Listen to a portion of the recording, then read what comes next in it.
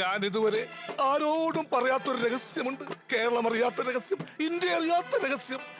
ഞാൻ ഈ പറഞ്ഞ ശരിയാണ്. ഞാൻ ഉപദ്രവിച്ചില്ലെന്ന് ഞാൻ പറയത്തില്ല. എനിക്ക് അവള് മാത്രമേ ഉള്ളൂ. എൻ്റെ നാട്ടുകാരെന്ന് എൻ്റെ കൂട്ടുകാരെന്നൊക്കെ ഞാൻ മാറി ഞാൻ മാറി ഭയങ്കര എനിക്ക് ഇപ്പോൾ വിളിക്കാൻ ആരുമില്ല. നിങ്ങൾ കണ്ടല്ലോ, ഞാൻ ഒറ്റയ്ക്കാണ് വന്നത്. അതെ, കള്ളൻ അത് മതി, എത്തിക്സ് ഉള്ള കള്ളൻ അതിവിടെ വേണ്ട. ഈ ഒരു പ്രശ്നം വരുമ്പോൾ എൻ്റെ കൂടെ 10 പേര് വേണ്ട. ഇവിടെ ഏതൊരു പട്ടിയായാലും കാണും 10 പേര്. അത് ഇത്ര കഷ്ടമായി പോയിട്ടോ. ഓൻ എത്ര വിഷമം ഉണ്ടാവില്ലേ? എനിക്കൊരുത്തനും ഇല്ല, എൻ്റെ വീട്ടുകാരും ഇല്ല, എൻ്റെ അമ്മയില്ല, എൻ്റെ നാട്ടുകാരും ഇല്ല, എനിക്കിവിടെ ആരുമില്ല. ഒറ്റയ്ക്കാണ് ഞാൻ. അല്ലെങ്കിൽ പിള്ളേച്ചൻ നുണ പറയുന്നതായിരിക്കും. ഇവള് ഞാൻ വീക്കെൻഡ് ഞാൻ കഴിക്കുമ്പോൾ ഇവിടെ ഇങ്ങനെ കുഞ്ഞിങ്ങനെ വീഡിയോ എടുക്കും. അപ്പോൾ എനിക്കൊരു ദേഷ്യം, ഇവിടെ വീഡിയോ എടുക്കുമോ എന്നാൽ കാണിക്കുന്നു പറഞ്ഞ് ഞാൻ പലതും കാണിച്ചിട്ടുണ്ട്.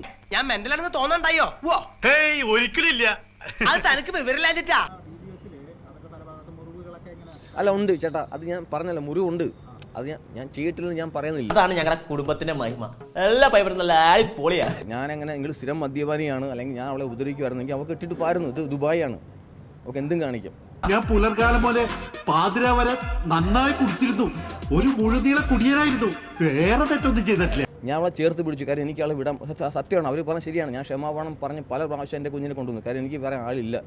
ഉളുപ്പുണ്ടടാ ചക്കണക്ക്, എന്നാ പോവാൻ നോക്കടാ. എനിക്ക് അവളേ ഉള്ളൂ. ഞാൻ പെറ്റ ആളെ പോലും ഞാൻ വിളിക്കാറില്ല. അമ്മ ഇതെല്ലാം കാണുന്നുണ്ടായിരിക്കും, അവരെ പോലും ഞാൻ വിളിക്കാറില്ല. അയാൾ അവിടെ ഇവിടെ എങ്ങനെയൊക്കെ നടന്നോട്ടെ, ബുദ്ധിക്ക് ഒരു 5 പൈസ കുറവുള്ള ആളാ. അയാൾ എന്താ എപ്പോഴാ ചെയ്യണെന്ന് പറയാൻ പറ്റില്ല. എൻ്റെ കുഞ്ഞു മാത്രം എനിക്കുള്ളായിരുന്നു. ഇതിനകത്ത് ഫേസ്ബുക്ക് പോസ്റ്റ് എടുത്ത് നോക്കും. ഞാൻ ആ കുഞ്ഞിനെ ചേർത്ത് പിടിച്ചിട്ടുള്ള എപ്പോഴും. അവന്റെ അഭിനയമാണെങ്കിൽ അവനൊരു അവാർഡ് കൊടുക്കേണ്ടി വരും.